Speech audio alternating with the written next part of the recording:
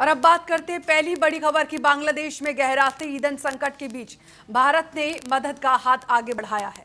भारत बांग्लादेश के बीच हुए पाइपलाइन समझौते के बाद अब डीजल की आपूर्ति शुरू कर दी गई है। द्विपक्षीय समझौते के तहत आज यानी भारत से पाइपलाइन के जरिए 5000 टन डीजल की खेप बांग्लादेश भेजी जा रही है।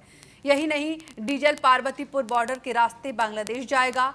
बांग्लादेश पेट्रोलियम कॉरपोरेशन के चेयरमैन मोहम्मद रेजानुर रहमान ने बताया कि आज भारत से बांग्लादेश में पाइपलाइन के जरिए 5000 टन डीजल इंपोर्ट किया जा रहा है।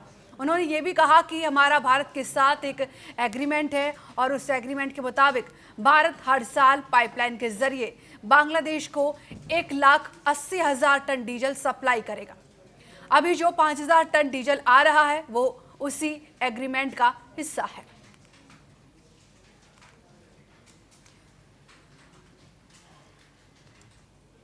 और इसी खबर पर और ज्यादा जानकारी के साथ हमारे कंसल्टिंग एडिटर गोविंद ठाकुर जी हमारे साथ सीधे फोन लाइन पर जुड़ चुके हैं। गोविंद जी, पिछले दिनों जो तनाव हमने देखा बांग्लादेश और भारत के बीच, उसके बाद भी एग्रीमेंट किया गया है, क्या इसके पीछे की रणनीति है भारत सरकार की? बिल्कुल। देखिए प्रियंका, जिस तरह से आज द्विपक्षीय बातचीत हुई है, साझेदारी तय की गई है, उसके हिसाब से देखिए पहले भारत ने बांग्लादेश के साथ अपनी जो मित्रता है, प्रतिबद्धता है, उसको दोहराया है। और ये विकट परिस्थिति है बांग्लादेश के लिए, जब खाड़ी संकट और मिडिल ईस्ट में तनाव बढ़ा हुआ, लड़ाई चल रही है, तेलों की खपत कम हो गई है, पाकिस्तान की स्थिति जो है बहुत ही खराब हो चुकी है। लेकिन बांग्लादेश की स्थिति खराब ना हो, उसके लिए भारत ने ये पहल करते हुए आज जो पाइपलाइन के थ्रू 5000 टन डीजल देने के लिए शुरुआत की है।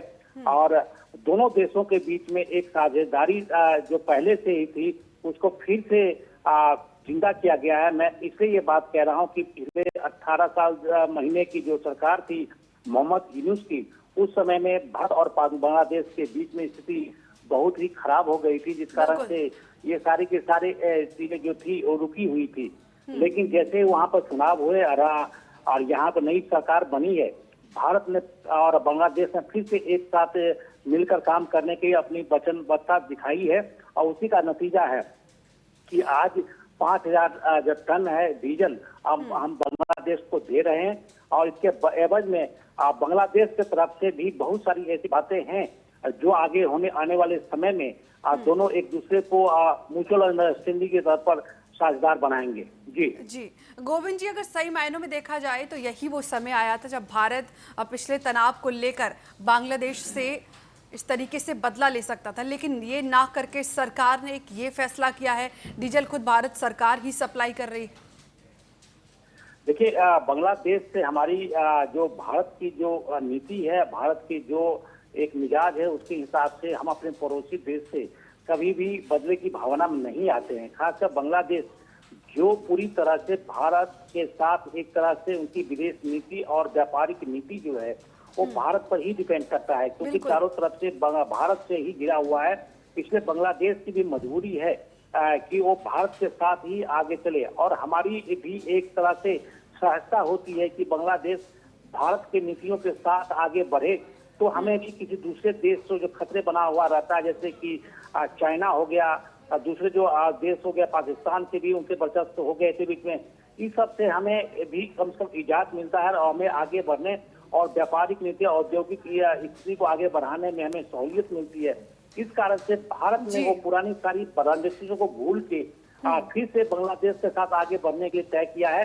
तो ये भारत की पॉलिसी है कि भारत अगर विकास करता है तो उसके पड़ोसी जो बांग्लादेश है वो भी विकास करे, जिससे हमें एक तरह से एक सीमा जो है और वो अधिक मजबूती के साथ एक दूसरे देश से जुड़ा रहे। जी, काफी महत्वपूर्ण जानकारी साझा की आपने गोविंद जी, हमारे साथ जुड़ने के लिए शुक्रिया।